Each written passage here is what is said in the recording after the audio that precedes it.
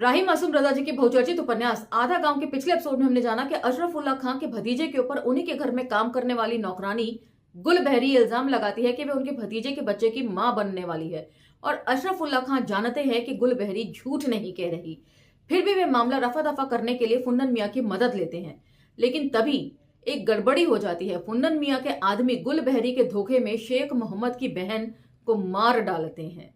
और दूसरी जो महत्वपूर्ण घटना हमने ली वो डिप्टी अली हादी की बैठक की, जहां सरकार के लिए चंदा इकट्ठा करने की बात हो रही होती है और वहीं गोवर्धन सेठ को भी 10,000 रुपए बतौर चंदे में देने के लिए कहा जाता है। गोवर्धन सेठ जो है वो मिन्नती चिरौरी करने लगते हैं कि उनके पास इतना पैसा नहीं है। फिर दरोगा जी जो है इंटरवीन करते हैं और वो कहते हैं कि आपका तो कारोबार देश विदेश में फैला हुआ है, आपको तो पैसे देने ही पड़ेंगे। ये सारी बात करके उन्हें धमकाकर घर भेज दिया जाता है और घर जाकर सेठ गोवर्धन जो है वो अपनी आराम कुर्सी पर निढाल होकर पड़ जाते हैं। यहां तक तो हमने पिछले एपिसोड में जान लिया था। अब हम चर्चा को यहां से आगे लेकर चलेंगे और इसके साथ ही जानेंगे कि किस तरीके से भारत जैसे देश में जहां औरत पूजी जाती है, चाहे फिर धर्म कोई भी हो, कितनी औरत की बेकदरी की जाती है और औरतों की किस्मत का फैसला किस तरह तय किया जाता है। तो चलिए मेरे साथ। जय भीम, मैं शालिनी और आप देख रहे हैं अंबेडकरनामा। 2 लाइन पीछे से पढ़ती हूं ताकि कंटिन्यूटी बनी रहे। तो हमरे वास्ते का हुक्म बाय, गोवर्धन ने डरते डरते पूछा। 7 दिन में कुल रकम थाने पर आ जाए। जो चमक गोवर्धन की आंखों में 60 साल से थी वह एकाएक खत्म हो गई। अपनी बैठक में दाखिल होते ही उसने गणेश जी, लक्ष्मी और सरस्वती की मूर्तियों को प्रणाम किया और फिर बूढ़े दरख्त की तरह अपनी गद्दी पर गिर गया। जब शाम हुई और उसकी बहू चिराग जलाने आई तब वह चौंका और दिए को प्रणाम करके फिर बैठ गया। बहू ने यह खबर अंदर दूसरी बहुओं को पहुंचाई। बड़ी बहू घूंघट निकाले बाहर आई। गोवर्धन से पूरी कहानी सुनकर उसने भी यही सोचा कि 10,000 की क्या हकीकत है। गोवर्धन तिलमिला कर रह गया। 10,000 की यह हकीकत है कि उसकी बेटी कमला जब बूढ़ी होने लगी तो डूब कर मर गई। यह है 10,000 की हकीकत।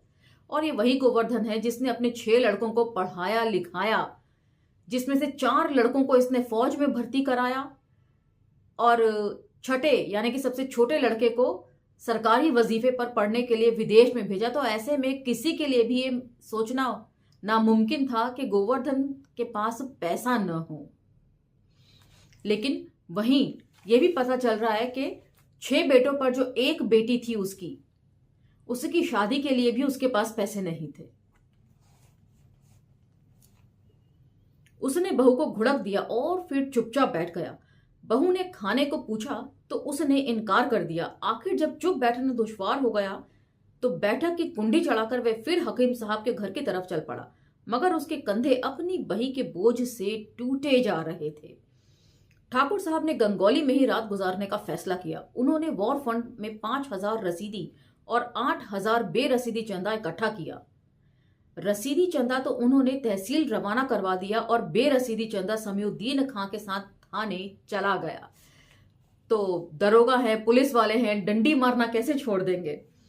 ठाकुर साहब एक आराम कुर्सी पर बैठे सिगरेट पी रहे थे। वे वर्दी उतार चुके थे। लूंगी बांधे कंबल ओढ़े बैठे हुए हकीम साहब से हालात हाजरा पर बहस कर रहे थे। हकीम साहब को शिकायत ये थी कि सारे नौजवान जो जबरदस्ती लाम पर भेजे जा रहे हैं तो खेती कौन करेगा, और जिन काश्तकारों से पुरानी शरह पर लगान वसूल करने के लिए भी बार बार बकाया लगान का दावा करना पड़ता हो, उनसे ड्योड़ा और दूना लगान वसूल करना नामुमकिन है।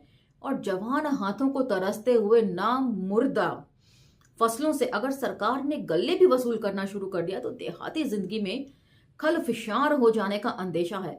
और ऐसे में कि सारी जर्मन फौज और जापान से लड़ने में लगी हुई है, इस खलफिशार को दबाना मुश्किल हो जाएगा। तो यहां पर हकीम साहब की चिंता जो है वो बिल्कुल वाजिब थी कि सरकार एक तरफ तो उसके लिए वॉर फंड इकट्ठा किया जा रहा है, दूसरी तरफ जितने भी जवान लड़के थे उनकी जबरदस्ती फौज में भर्ती करवाई जा रही है या वो खुद ही फौज में जा रहे हैं। एक तो सैलरी अच्छी, खान पान अच्छा, कपड़ा पहनना अच्छा, तो खेती कौन करेगा। और ऐसे में चंदा वसूलना और दुगना या तिगुना लगान वसूल करने से जो है वो आंतरिक कलह से विद्रोह पनप सकता है। और ऐसे में जब सरकार की जो ताकत है वो दो हिस्सों में बटी हुई है, जर्मन और जापान से लड़ने में, तो आंतरिक विद्रोह की हालत में उस विद्रोह को दबा पाना बड़ा मुश्किल हो जाएगा। तो ये बातें बिल्कुल सही लग रही हैं मुझे। बाकी ई जो मशहूर है कि हिटलर तुर्की के इस्मत अनूनो हैं, ई कहां तक दुरुस्त है। अभई परसों जो हम गाजीपुर गए तो सना की मस्जिद में लोग हिटलर के जीतने की दुआ कर रहे हैं। ये बहुत इंपॉर्टेंट है। जियो पॉलिटिक्स भी, मतलब गांव देहात के लोग भी कितने कॉन्शियस होते हैं जियो पॉलिटिक्स को लेकर कि हिटलर जो है वो तुर्क के प्रति एक सॉफ्ट कॉर्नर रखता है और तुर्क जो है उसका सहयोग कर रहा है। तो मुस्लिम लोग जो है मस्जिद में वो हिटलर के जीतने की दुआ कर रहे हैं। ठाकुर साहब ने सिगरेट को आंगन में उछाल दिया। बात यह है कि मीर साहब कि अगर लगान ना बढ़ाया जाए या गल्ला ना वसूल किया जाए या जबरी चंदा ना लिया जाए तो इतनी बड़ी लड़ाई का खर्च कैसे पूरा होगा, और अगर जवानों को भर्ती ना किया जाएगा तो इतनी बड़ी लड़ाई लड़ी कैसे जाएगी। हाकिम साहब के पास इस मंतकी दलील का कोई जवाब नहीं था। बोले, ईता आप ठीक कह रहे हैं, बाकी सलाम मीर साहब, गोवर्धन आ गया। सलाम दरोगा जी। देख लिया हकीम साहब आपने, सीधा हो गया। दरोगा जी ने हकीम साहब से कहा। फिर वे गोवर्धन की तरफ मुखातिब हुए, लाए? हाँ सरकार। दरोगा जी संभल गए, क्योंकि उन्होंने तय किया था कि गोवर्धन को सिर्फ 1000 की रसीद दी जाएगी। 10,000 उससे वसूला जाएगा, रसीद सिर्फ 1000 की दी जाएगी, बाकी 9,000 जो है वो अपनी जेब में डाले जाएंगे।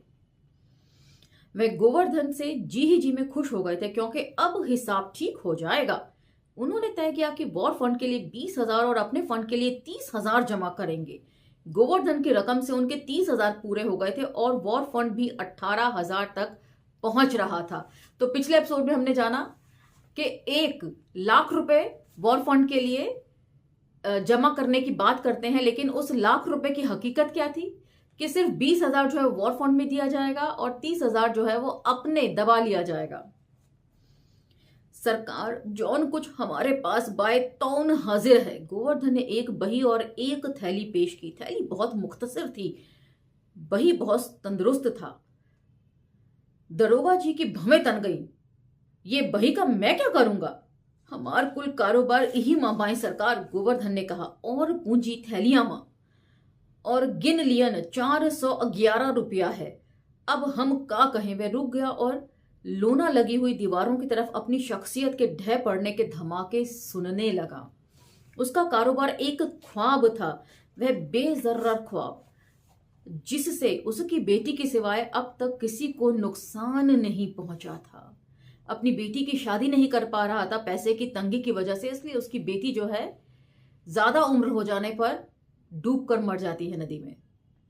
वह ख्वाबों में कारोबार किया करता था और अपनी बही में सुदोजियों का हिसाब लिख लिया करता था। वह घंटों इन तिलस्मी बेजान हिंदसों को देखता था और खुश हो लेता था। जब उसे कोई ख्याली नुकसान होता तो वह हफ्तों उदास रहता, और जब उसका अंदाजा ठीक निकलता और ख्याली मुनाफा हो जाता तो वह हफ्तों खुश रहता। पोते पोतियों को खिलाता और बहुओं से अच्छी अच्छी बातें करता। उसने दरोगा जी को ये तमाम बातें तो बता डाली, लेकिन हर जुमला उसके गले में फांसी का फंदा बन गया। उसका दम घुटने लगा और वह बच्चों की तरह रोने लगा। वह मोम के एक पुतले की तरह पिघल गया। तो अब हमारी खातिर का हुक्म बाय। ठाकुर हर नारायण प्रसाद भी आदमी थे। उन्होंने वह थैली उसको लौटा दी। वह उनके पैर छूकर चला गया, और ये बात उन्हें दूसरे दिन कोई 9 बजे मालूम हुई कि गोवर्धन गंगौली छोड़ गया। गांव वालों ने कहा कि ऐसा मक्खी चूस आदमी आज तक नहीं देखा गया। सिर्फ दरोगा जी और हकीम साहब को मालूम था कि वह क्यों चला गया, मगर दोनों चुप रहे कि नाहक जबान खोलने से क्या फायदा। और कुछ यह भी कि दोनों अपने अपने कामों में मशगूल थे। हकीम साहब इस फिक्र में थे कि सद्दन ने बहुत पढ़ लिया, 10वां पास है माशाअल्लाह से, नायाब तहसीलदारी में नामजद भी हो गया है, इसलिए अब उसकी शादी होनी चाहिए। और दरोगा जी को फुन्नन मियाँ की फिक्र थी। खानदान का बुजुर्ग होने की हैसियत से अब्बू मियाँ को मौजूद होना चाहिए था, लेकिन अब्बू मियाँ गाजीपुर में थे, इसलिए मेहमान नवाजी के फरायज हम्माद मियाँ अदा कर रहे थे और इस मौरूसी जमींदारी के मुख्तार आम थे। और इधर उधर से काफी खेत निकालकर वे अच्छे खासे पैसे वाले भी हो गए थे। और अब वे सोच रहे थे कि खलवत को छोड़कर उन्हें अपना मकान बनवा लेना चाहिए। चुनाचे उन्होंने बड़े फाटक के सामने अपनी 2 मंजिला मकान की दाग बेल भी डाल ली थी, मतलब नींव भी डाल चुके थे। और चूंकि वह एकदम दौलतमंद हो गए थे, इसलिए वे पुन्नन मियाँ को किसी शुमार में नहीं लाते थे। और पुन्नन मियाँ खरे सैयद थे, इसलिए इन दोनों घरों के ताल्लुकात खराब भी हो गए थे। अब मैं क्या कहूं ठाकुर साहब, उन्होंने दरोगा जी से कहा। पुन्नन की इन हरकतों की वजह से तो हम लोग आजिज आ चुके हैं, मगर खानदान की इज्जत तो ढूंढनी पड़ती है। डाके वह डलवाएं, चोरियां वह करवाएं, करामात खां की बीवी को भी वे निकाल लाएं। छुट्टे सांड हैं, खेत चरते रहते हैं। लेकिन अब यह तो हद हो गई ना थानेदार, कि यूसुफपुर को दे दिलाकर झिंगुरिया को हवालात में बंद करवा दिया और रात को वह वारदात कर गया। वारदात भी कैसी की कत्ल। लेकिन समझ में नहीं आता कि आखिर उस औरत से उसकी क्या दुश्मनी थी। हम्माद मियाँ हंसे, आप भी खूब हैं। अरे साहब, झिंगुरिया गुलबहरी का कत्ल करने गया था। गुलबहरी? अरे वही अशरफ खां वाली। ओह, तो यह किस्सा है। ठाकुर साहब ने गर्दन हिलाई। यानी वह बच्चा खैरू खां ही का है। जाहिर है अब तो अशरफुल्ला खां भी लपेटे में आ जाएंगे, ठाकुर साहब ने कहा। और दिल ही दिल में सोचने लगे कि इस खास मामले में अशरफुल्ला खां कितना दे मरेंगे। अभी वे किसी नतीजे पर नहीं पहुंचे थे कि पुन्नन मियाँ आ गए। उन्होंने हम्माद मियाँ की तरफ देखा, ठाकुर साहब की तरफ देखा, मगर किसी को सलाम किए बगैर वे पैर लटकाकर पलंग पर बैठ गए। कहिए मीर साहब, झिंगुरिया के मामले में कुछ बात करनी थी, दरोगा जी ने कहा। करिए। वह नकब उसी ने लगाई थी। बाकी हमने तो सुना है कि वो हवालात में रहा। तो ये दरोगा जी और पुन्नन मियाँ के बीच में जो वार्तालाप हो रहा है उसकी चर्चा हो रही है।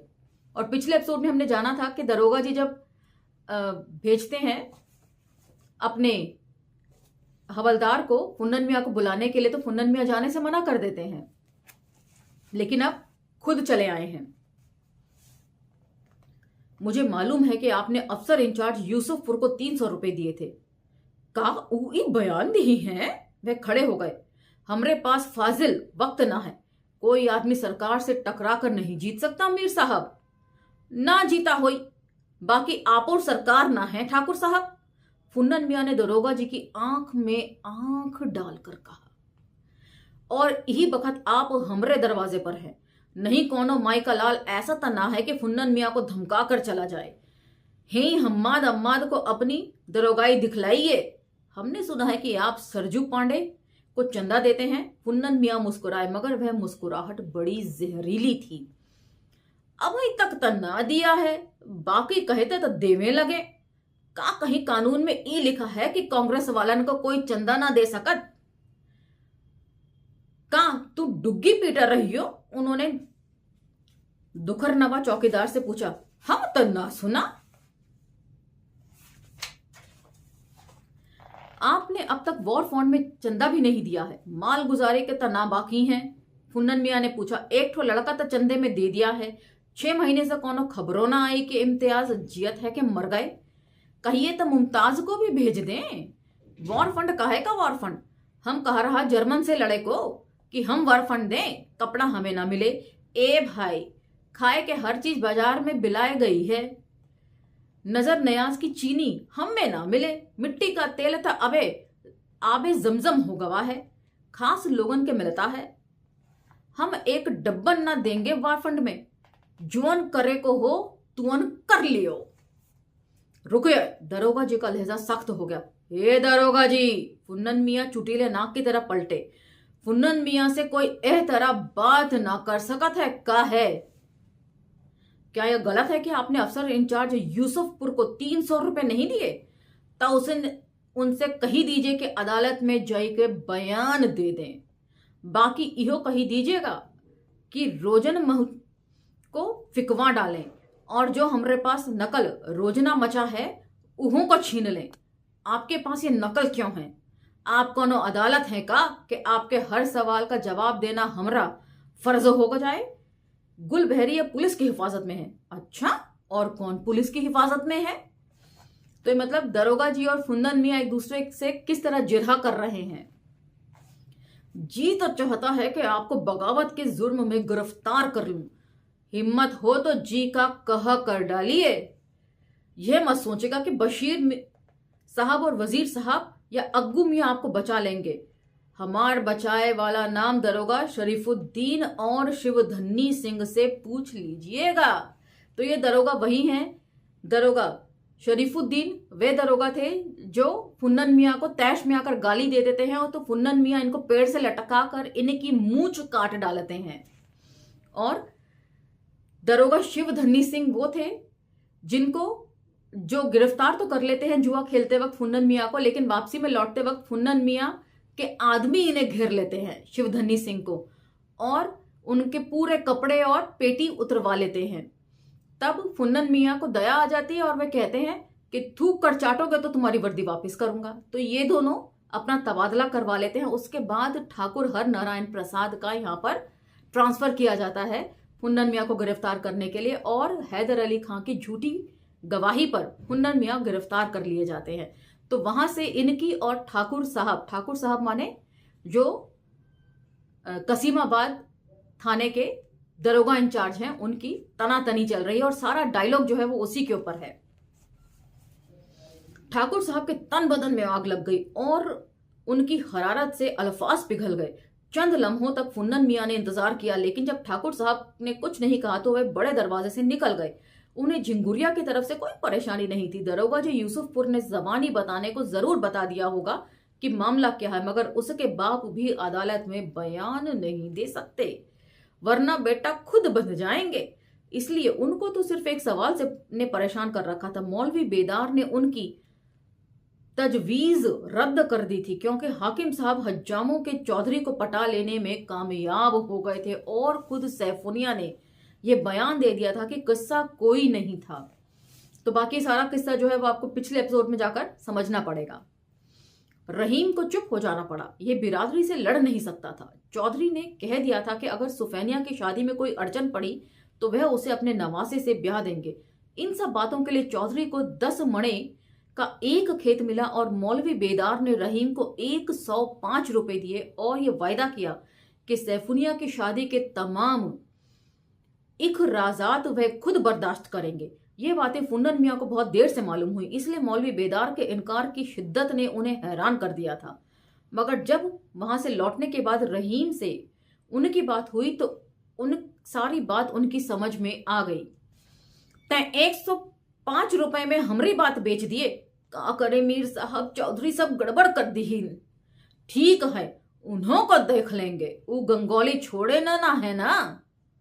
ये बातें उनके दिमाग में गूंज रही थी। सलीमपुर जाते वक्त उन्होंने चौधरी के खेत से गुजरना पड़ा। चने और जौ की बड़ी बड़ी अच्छी फसल खड़ी थी। वे मुस्कुरा दिए और बल खाती हुई पगडंडी को एक ठोकर मारकर आगे बढ़ गए। तो बार बार ये जिक्र आता है कि फुन्नन मियां से पंगा लेने का कोई नहीं सोच सकता था। वे सबसे ज्यादा खतरनाक जमींदार थे और सबसे ज्यादा चोरियां डकैतियां डलवाने में वही शरीक हुआ करते थे। जब वे सलीमपुर पहुंचे तो अशरफुल्ला खां किसी आसामी को गालियां दे रहे थे। फुन्नन मियां को देखते ही उन्होंने गालियां देना बंद कर दिया और बोले, सौले अगर परसों तक लगान और कर्ज मैं सूद में ना आ गया तो ढोर डंगर सब नीलाम करवा दूंगा और अपने इस लाट साहब को भी ले जा और इन्हें बतला कि जमींदारों से कैसे बातचीत की जाती है। सामने एक तंदुरुस्त दमकता हुआ नौजवान मुर्गा बना हुआ था। उसकी पीठ पर ईंटों की एक मीनार सी बनी हुई थी। जब वह मीनार को हटाया गया तो कई मिनट तक वह खड़ा ना हो सका। वह खड़ा होने के बाद भी पीठ सहलाता रहा। सलाम कर जमींदार को, बाप ने उसे कोहनी मारकर सरगोशी में कहा।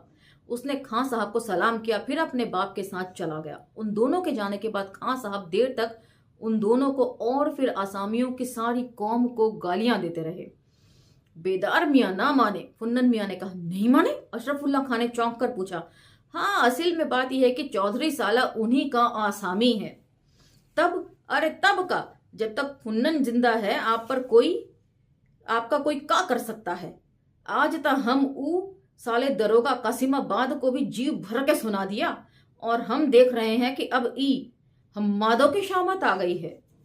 और झिंगुरिया का क्या होगा? ऊ की फिक्र आप का ही को करते हैं। ऊ को छुड़ाना हमरा काम है। बाकी गुल बहरी के बारे में अलबत्ता सोचना है। हमरी समझ में तो अब एक के ठो सूरत रह गई कि ऊ लड़कवे पर काबू कर लिया जाए और कोनो और जिले से गुलबहरी का वारंट निकलवाया जाए कि ऊ किसी की जोजा मनकूहा है, भाग गई है और पता चला है कि बारिकपुर के शेख मोहम्मद के घर में है, लिहाजा वे बरामद करवाई जाए। एक मर्तबा ई मुकदमा चालू हो जाए फिर देख लेंगे। तो कितनी लंबी लंबी प्लानिंग करते हैं गांव के लोग एक दूसरे से दुश्मनी बरकरार रखने के लिए। दोस्ती दुश्मनी सब साथ साथ चल रही है। तो कई तरह की लेयर्स जो है राही मासूम रजा जी ने इस उपन्यास के जरिए खोली हैं। काफी देर बाद तय पाया कि मत्तोपुर जिला फैजाबाद और गजनफर अली खां से यह दावा करवाया जाए। अच्छा तो हम चलें, खाना वाना खा के जाइए और एक ताज़ा गजल भी हो गई है। अंदर से पान आ गया, लड़कियों ने सलाम कहलवाया। फुन्नन मियाँ मुंह से गिलौरी दबाकर बैठ गए। बिस्मिल्लाह, खान साहब ने गजल शुरू की। फुन्नन मियाँ झूम झूम कर तारीफ करने लगे, मगर 21वें शेर पर वे चौंके। तनी दोबारा जहमत करिए। खान साहब ने दोबारा जहमत करी। वाह क्या बात है। खान साहब उनके लहजे पर चौंक पड़े। साहब हम कोनो पढ़े लिखा तो है नहीं, बाकी आशिक के वास्ते सर उठाने का मशवरा कुछ समझ में ना आया। ऊ सर कटा सकता है मंसूर बनकर, सरमद बनकर, ऊ ईसा बनकर सूली पर चढ़ सकता है, बाकी ऊ सर नहीं उठा सकता। सर उठाना तो मोहब्बत का कच्चापन साबित करता है, जैसे ऊ को अपनी मोहब्बत की अकड़ है। अशरफुल्ला खां भी आस्तीन चढ़ाकर लग गए, लेकिन फुन्नन मियाँ ने आखिरकार उन्हें कायल कर ही लिया। चुनाचे वह शेर खारिज कर दिया गया। फिर खाना लग गया। अंडे का कोरमा था, कलिया था, मटर पुलाव था और गाजर का हलवा था, जिस पर बालाई की एक मोटी तह थी। खाने से फारिग होकर फुन्नन मियाँ वापस हो रहे थे कि कुंवरपाल सिंह से मुलाकात हो गई। ठाकुर साहब उन्हें देखकर रुक गए। शिकवे शिकायतों का सिलसिला शुरू हो गया। फिर यह बात निकल आई कि झिंगुरिया ने गुलाम हुसैन खां को घेरकर अच्छा नहीं किया था। तो ये सारा जिक्र हम पहले पढ़ चुके हैं। बस फुन्नन मियाँ उखड़ गए, बोले, रह देओ ठाकुर, रह देओ, हम ना रहे तो तुम झिंगुरिया पर चढ़ गए हो। यही मारे तो चुप हो गए रहे, नहीं तो का करियो। खैर ई हमरा तुमरा मामला है, समझ लेंगे। तू बाबा के शागिर्द है और हम उनके अखाड़े के खलीफा हैं, और तो है हमरे खलीफा अली अकबर का साथ न देना चाहिए। हम मीर साहब का चेला जरूर हैं, बाकी खलीफा उलूफा की बात रह दे, ऊ में हमार तुम्हार फैसला ना भइल बाए। रहिल अली अकबर मियाँ की बात ता ऊ हमार दोस्त हैं, उस्ताद का नाम बीच में मत लिया। तो पहले हमने पढ़ा था कि जब हैदर अली खां जो है वापस जा रहे होते हैं मजलिस करके, तो साथ में कुंवर साहब के 2 खादिमगाह उनके साथ चल रहे होते हैं। तो वहां पर झिंगुरिया जो है इनको लपेट लेता है और सारा माजरा चलता है। मुझे उम्मीद है आपको ये सारे इंसिडेंट्स अभी याद ही होंगे। काहे न लिया आए, फुन्नन मियाँ ने कहा। और बात कही दे रहे ठाकुर कि मर्द होवा तब पुलिस के बीच में मत लियाओ और गुलबहरी को परसों अदालत में पहुंचा दियो। यह हुई, बाकी हम चलब ऊकर डोली के साथ। मंजूर। यह बात फुन्नन मियाँ की स्कीम में दाखिल नहीं थी, मगर अब तो हाथ मिल गया था। चला लगे हाथ, इहू तय हो जाए कि मीर साहब का खलीफा हम हैं कि तू। ठाकुर ने कहा, तो ऐसा कर, तू अकेले आवा, हम हूं अकेले आए। तोहरी जीत है तो गुलबहरी हिया रहे, हमरी जीत होए तो जुअन चाहे तुअन करे। फुन्नन मियाँ ने कहा, इहू ठीक बाय, हम ओके लेके कल रात के चले के सोचत बाड़े। बात खत्म हो गई। दोनों फसलों और महंगाई और सरकार की ज्यादतियों पर बात करने लगे। तो आज का ये एपिसोड हम यहीं विराम देते हैं।